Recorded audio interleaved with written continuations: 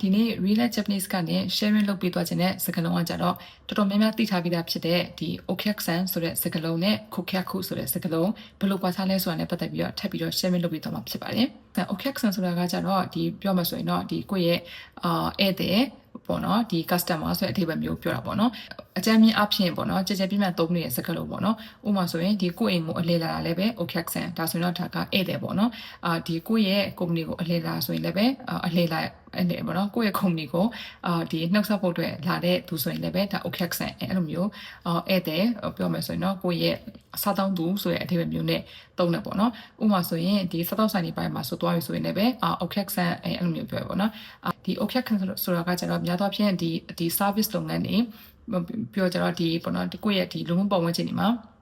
ပေါ့နော်ကိုယ့်ရဲ့အိမ်ကိုအလဲလာတဲ့အခါမှာအလဲလာတဲ့သူတွေမျိုးဆိုရင်ဒီပေါ့နော်ဒီအကြမ်းမြင့်အဖြစ်ပေါ့နော်ဒီ okyakusan ဆိုပြီးတော့သုံးတာများတယ်ပေါ့နော်kokyaku ဆိုတာကကျတော့ဒီပြောမှဆိုရင်တော့ okyakusan တက်နည်းနည်းလေးပို့ပြီးတော့ formal ဆန်တယ်ပေါ့နော်ပို့ပြီးတော့ရှင်းကြည့်တဲ့အသုံးနှုန်းပေါ့နော်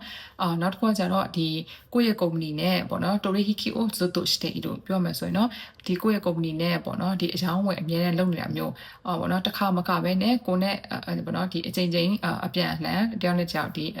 အယောင်းဝယ်လုပ်နေတာမျိုးကိုယ့်စီကနေဈေးဝင်နေတာမျိုးအဲ့လိုမျိုးဆိုရင်ကျတော့ဒါက kokyaku ဆိုပြီးတော့သုံးတယ်ပေါ့နော်ဆိုတော့ဒီ kokyaku ဆိုတော့ကကြတော့ okyakusan နဲ့ရှင်းမှာဆိုရင်တော့ဒီများသောအားဖြင့်ပို့ပြီးတော့ရှင်းကြည့်တဲ့အသုံးလုံးဖြစ်တယ်နောက်တစ်ခုကကြတော့ပို့ပြီးတော့တိတိကျကျပေါ့နော်ဒီကိုနဲ့သူနဲ့အခုမှသိတာမျိုးမဟုတ်ဘဲနဲ့တောက်လျှောက် relationship ရှိလာခဲ့တဲ့အခြေအနေမျိုးတွေမှာဆိုရင်ဒီ kokyaku ဆိုတဲ့အသုံးလုံးမျိုးကိုသုံးတယ်ပေါ့နော်